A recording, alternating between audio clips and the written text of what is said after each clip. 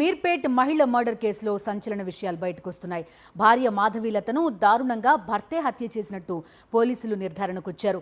భార్య శరీర భాగాలను ముక్కలు చేసి ఉడికించడానికి పొటాషియం హైడ్రాక్సైడ్ వాడినట్టుగా పోలీసులు చెప్తున్నారు. బాత్రూంలో భార్యను ముక్కలుగా భర్త గురుమూర్తి నరికినట్టు చెప్తున్నారు. వేడి నీటిలో ఉడికించి ఎముకలు పొడి చేసి బాత్రూమ్ ఫ్లష్ ద్వారా డ్రైనేజ్లోకి పంపించినట్టుగా పోలీసులు చెప్తున్నారు.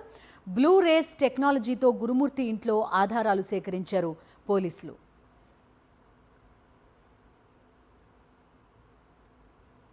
పూర్తి డీటెయిల్స్ అందిస్తారు మా కరెస్పాండెంట్ వాసు. చెప్పండి, మొదటి నుంచి కూడా గురుమూర్తి ఏవో రకరకాల స్టోరీలు చెప్పాడన్నారు. సో ఒక కంక్లూజన్కి వచ్చినట్టు భావించవచ్చా పోలీసులు ఈ సెర్చ్ ఇదంతటి తర్వాత?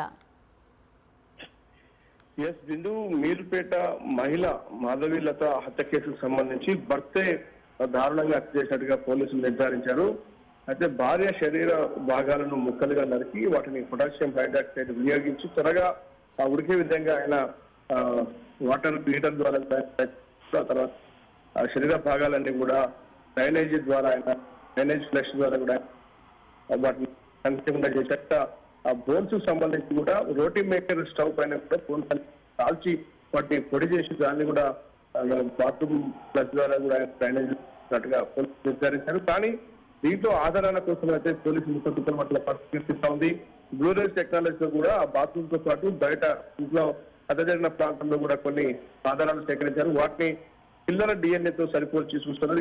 ఈ రోజు డిఎన్ఏ రిపోర్ట్ పోలీసులు చేతికి వచ్చే అవకాశం, చనిపోయిన వ్యక్తి ఆమెన అంశాలు సంబంధించిన ఎలాంటి ఆధారాలు లేని పక్షంలో కూడా తప్పనిసరి పరిస్థితుల్లో డిఎన్ఏ టెక్నాలజీ అమ్ముకోవాల్సిన పరిస్థితి ఏర్పడింది. ఇక దేశంలోని ప్రధాన ఫోరెన్సిక్ నిపుణులను కూడా ఆ సహకారాన్ని రాచకుండా పోలీసులు తీసుకుంటున్నారు ఈ కేసు ఛేదించేందుకు. మొత్తం కూడా నిందితుడు ఎవరైతే గురుమూర్తి 14, 15, 16 తారీఖుల్లో అక్కడ జరిగినటువంటి సంఘటన మొత్తాన్ని కూడా సీసీ కెమెరా రికార్డు ఎన్నిసార్లు బయటికి వెళ్ళారు, ఎన్నిసార్లు లోపలికి వచ్చారు, ఆయన ఫోన్ సిగ్నల్ ఎక్కడ ఉంది ఆ సమయంలో సంబంధించి కీలక ఆధారాలు సేకరించారు. కాకపోతే ఇప్పుడు ఆమె మృతురాలి మాధవీలత డెడ్ బాడీకి సంబంధించినటువంటి ఆనవాళ్లు పోలీసులు సేకరించాల్సింది. ఆనవాళ్లు దొరకని పక్షంలో డిఎన్ఏ రిపోర్టు ద్వారా కూడా నిర్ధారణకు వచ్చే అవకాశం ఉంది. అన్ని ఆధారాలు కూడా దాదాపుగా పోలీసులు సేకరించారు. రేపు గురుమూర్తిని మీడియా ముందు కూడా ప్రవేశపెట్టబోతా ఉంటాం. Okay Vasu, thank you.